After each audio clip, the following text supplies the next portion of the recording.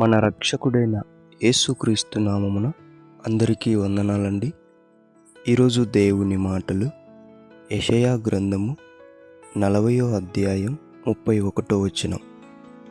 యెహోవా కొరకు ఎదురు చూచువారు నూతన బలము పొందుదురు.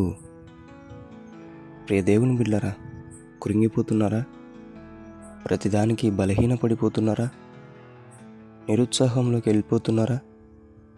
అయితే నీవు దేవుని కొరకు ఎదురు చూడటం లేదు. బిడ్డలారా, ఆయన కొరకు ఎదురు చూస్తే నూతన బలం పొందుకుంటారంట. ఆయన రాకడలో ఎత్తబడాలని ఉందా నీకు? ఆయనతో కలిసి జీవించాలని ఉందా? ఆయనతో మాట్లాడాలని ఉందా? ఆయన పరిచర్యలో నువ్వు ఎక్కువగా వాడబడాలని ఉందా? అయితే నీకు నూతన బలం చాలా అవసరం. కాబట్టి ప్రియ దేవుని బిడ్డ, ఈ లోకం కోసం ఎదురు చూడకుండా, ఈ లోకంలో ఉన్న వాటి కోసం ఎదురు చూడకుండా యెహోవా కొరకు ఎదురు చూస్తూ నూతన బలం పొందుకోవాలని దేవుని బిడ్డ మనవి చేసుకుంటున్నా. దేవుడి మాటలను దీవించునుగాక. ప్రార్థించుకుందాం. దేవా, మీకు వందనాలనైనా.